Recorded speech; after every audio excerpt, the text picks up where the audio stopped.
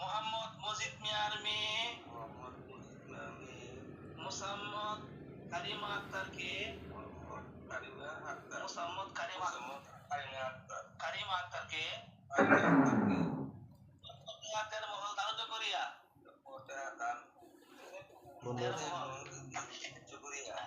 3 লক্ষ টাকা হাতের মহল ধার্য করিয়া